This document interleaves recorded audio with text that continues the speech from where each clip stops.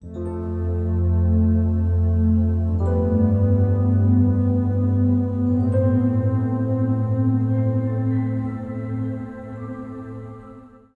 the nature of our research at HAG, we depend on a network of practitioners, other researchers, policy and decision makers to bring about impact.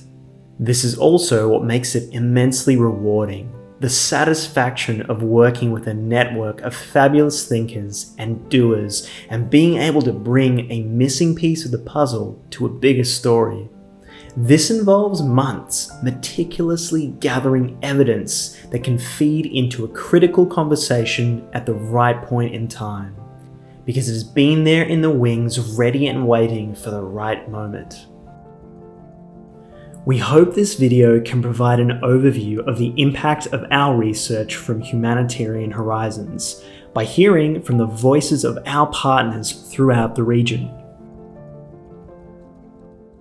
Indonesia has gone through a tumultuous time with regard to humanitarian reform, whether we feel it or not in Indonesia.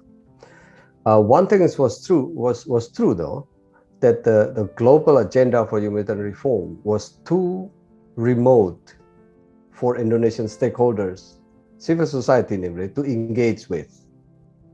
So we thought that the blueprint research will help the Indonesian stakeholders to relate to humanitarian reform, but within a frame that is understandable to them, that they could engage with, that it will make difference to their way of working. Our initial hope was to have some common understanding of what humanitarian localization means to the Pacific people. Since the World Humanitarian Summit in 2016, where there was a specific focus on localizations, international NGOs started to define what localization means. So the research program presented an opportunity to capture through the research what localization means from the Pacific humanitarian local actors' perspective. HAG recognizes our role in the broader ecosystem and celebrates impact as a collective achievement. We believe our Humanitarian Horizons research program provides evidence at the right time with and to the right people in the right way. Our partner organizations shared with us their feedback on the report that highlights their key strengths and opportunities in relation to diversity and inclusion. We've had opportunities to share the findings of these reports in their town hall meetings, in their leadership meetings. And it was interesting because for some organizations, this was the first time that they have like a concrete data and evidence about the diversity of their organization, the inclusiveness of their culture, the relationship between these things and how their leadership team operates.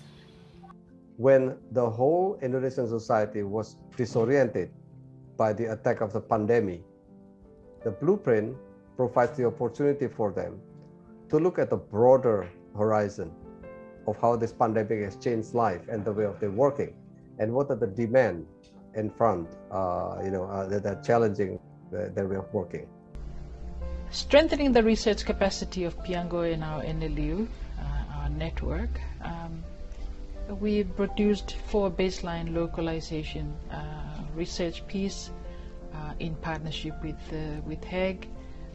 In addition to that, we have done 2 more on our own in partnership with UNICEF,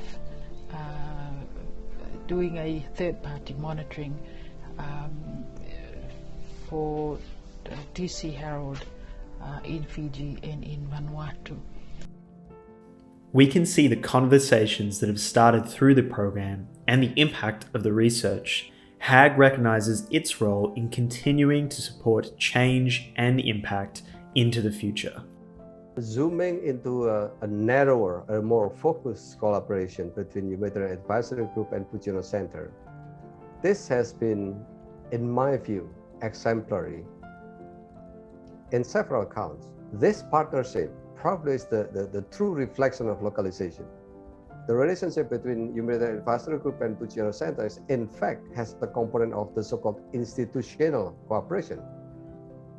which consists of an effort to strengthen Pujiono Center from a small village-based, knowledge-based organization into prominent player at national level, regional, and even globally. But at the same time, with enough humility not to take the lead, Pujiono Center becomes and grew to become a steward of a topic, localization, humanitarian reform, without being there in the front of the pack. We are in fact at the back of the pack, observing what's going on, helping people to reflect and set a way forward. This study opens many new pathways to generate new and deeper insights about the impacts of diverse and inclusive leadership in the humanitarian sector. As one of the first attempts to do this research has laid the groundwork for future studies to test and strengthen the measurement frameworks and the set of tools we've developed to measure diversity and inclusion in the sector against organizational performance. For other researchers who are also interested in the space, who are also interested to understand leadership practices and diversity and inclusion in the sector, this is an exciting time to build on these resources to drive the conversation forward. And for a sector seeking to improve its ways of working, this is also a time to imagine possibilities.